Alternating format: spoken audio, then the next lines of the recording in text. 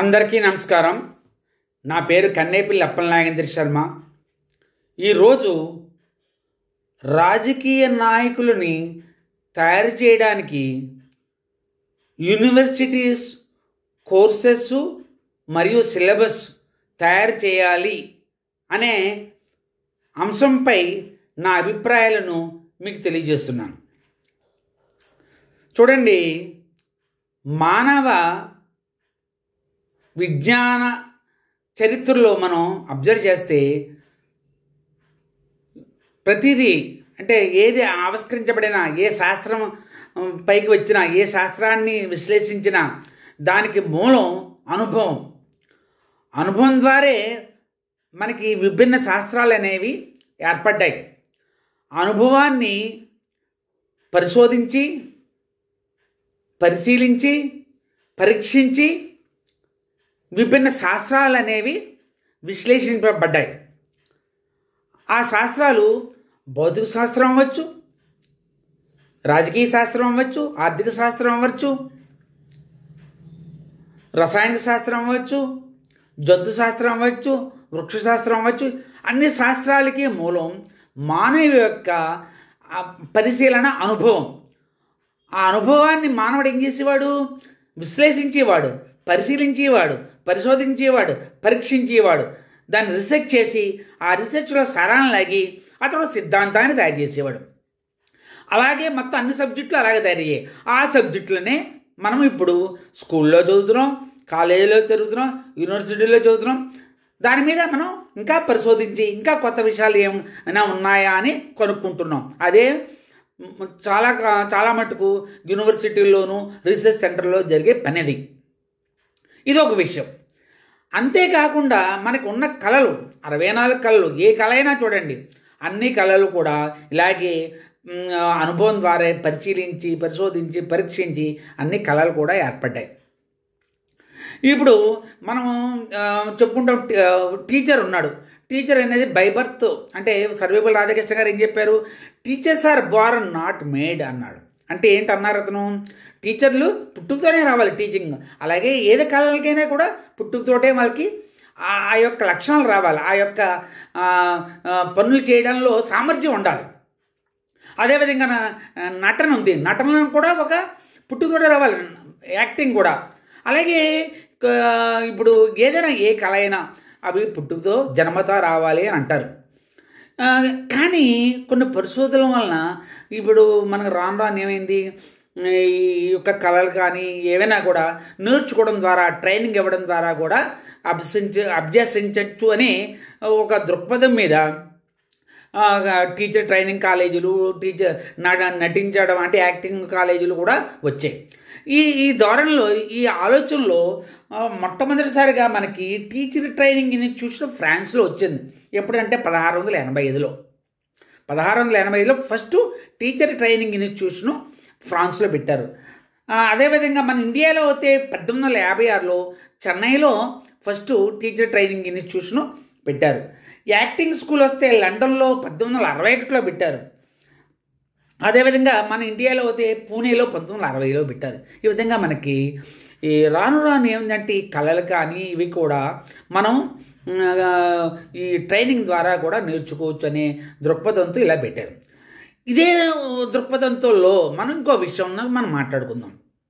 ఇప్పుడు చూడండి, రాజకీయ నాయకులు ఉన్నారు. ఆ నాయకులకి కూడా మనం ఎందుకు జనరల్గా ఏమంటారు, నాయకులు కూడా పుట్టుకతోటే వస్తారు, అలాగే ఒక్కొక్క పోరాటం నుంచి నాయకులు ఉద్భవిస్తారు అంటారు. అది జనరల్గా చెప్పే విషయం.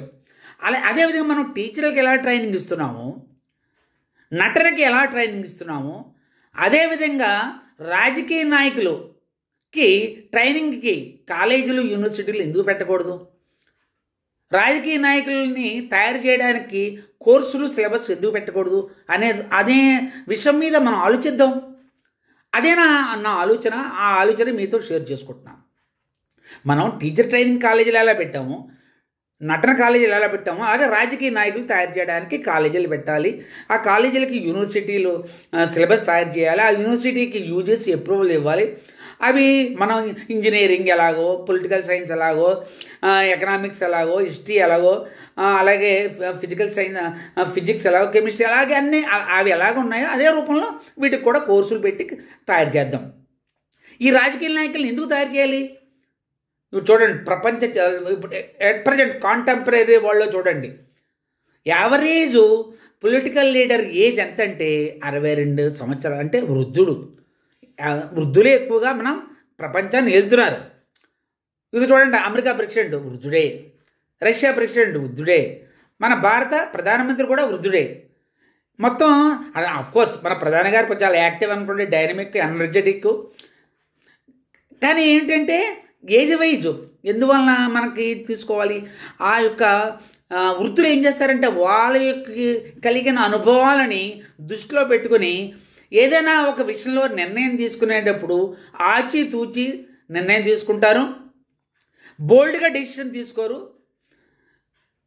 అంతేకాకుండా వాళ్ళు ప్రస్తుత సామాజిక పరిస్థితుల అనుగుణంగా టెక్నాలజీ వయసులో దృక్పథం కానీ, ఎడ్యుకేషన్ విషయంలో కానీ వాళ్ళకి అంత సమకాలీన పరిజ్ఞానం ఉండకపోవచ్చని అనుకుంటున్నాను నేను. అదే అలా కాకుండా యువతరం, contemporary people means present generation people technically వాళ్ళు ఫార్వర్డ్ ఉంటారు, ఎడ్యుకేషన్లో ఫార్వర్డ్ ఉంటారు. అందువల్ల అటువంటి యూత్ మనకి రాజకీయ నాయకులుగా వచ్చారనుకోండి, వాళ్ళ యొక్క ఆలోచన ధోరణి వేరే ఉంటుంది, వాళ్ళ నిర్ణయాలు వేరే ఉంటాయి. ఆ వృద్ధులకి అనుభవం మీద వచ్చిన వాళ్ళకి ఏదైనా నిర్ణయం తీసుకుంటూ వచ్చిన అవే పరిస్థితులు ఇప్పుడు యంగ్స్టర్స్ తీసుకుంటే అంటే యంగ్ పొలిటికల్ లీడర్ తీసుకుని అదే యొక్క అనుభవాలు వస్తాయని అనుకోలేము కదా. వీళ్ళ యొక్క ధోరణి వేరు, వాళ్ళ యొక్క ధోరణి వేరు. అందువల్ల ఏమిటంటే యంగ్స్టర్స్ వీళ్ళకి ఎలాగా అంటే అఫ్కోర్స్ ప్రతి రాజకీయ పార్టీ, మన దేశమైనా అవ్వచ్చు, ప్రపంచవ్యాప్తంగా ప్రతి రాజకీయ పార్టీ వాళ్ళ యొక్క పార్టీ క్యాడర్స్కి ట్రైనింగ్ ఇస్తారు, నాయకులను తయారు చేస్తారు. ప్రతి పార్టీ నాయకులను తయారు చేస్తుంది. కానీ వాళ్ళు ఇచ్చే ట్రైనింగ్ ఎలాంటి ఉంటుంది? బయాస్డ్ ట్రైనింగ్ ఉంటుంది.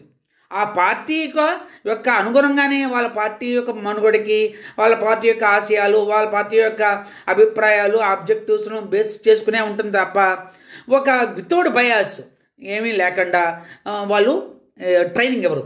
కానీ ఈ కాలేజీలు, యూనివర్సిటీల్లో మనం ఈ యొక్క రాజకీయ నాయకులను తయారు చేసే సబ్జెక్టులు పెట్టి వాళ్ళని తయారు చేస్తే వీళ్ళు ఎవరికి బయాస్ కాదు, బయాస్ లేకుండా అంటే ఎవరి పక్షాన్ని ధోరణంగా ఉండకుండా పక్షపాత రహితంగా వీళ్ళు మంచి ట్రైనింగ్ పొందుతారు. ట్రైనింగ్ పొంది యాక్టివ్గా, డైనమిక్గా ఉండి పరిపాలన బాగా చేసి దేశ అభివృద్ధికి, ప్రపంచ అభివృద్ధికి ఉపయోగపడతారు.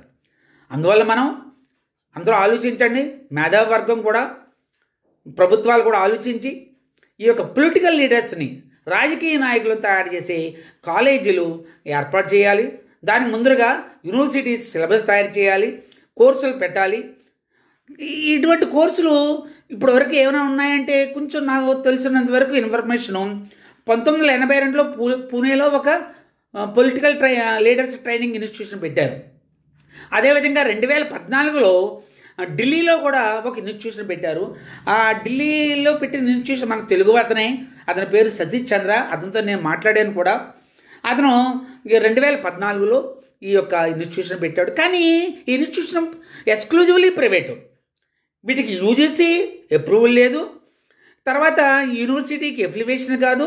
అంటే నాకు తెలిసినంత వరకు, పరిజ్ఞానం వరకు ఇవన్నీ కంప్లీట్లీ ప్రైవేట్ ఇన్స్టిట్యూషన్. అలా కాకుండా ప్రభుత్వం, సెంట్రల్ గవర్నమెంట్, స్టేట్ గవర్నమెంట్తో వాళ్ళతో డిస్కస్ చేసి ఒక పర్టికులర్ సిలబస్ని తయారు చేసి ఆ సిలబస్కి అనుగుణంగా ఎఫిలియేషన్ కాలేజీలకు ఇస్తూ మంచి ఈ పొలిటికల్ లీడర్స్ ట్రైనింగ్ ఇన్స్టిట్యూషన్స్ మొత్తం మన దేశం వ్యాప్తంగా పెట్టి మంచి యువతని లీడర్స్గా ట్రైనింగ్ ఇచ్చి మన దేశ అభివృద్ధికి, రాష్ట్ర అభివృద్ధికి, ప్రపంచ అభివృద్ధికి దోహదం అవుతారని ఆశిస్తున్నాను.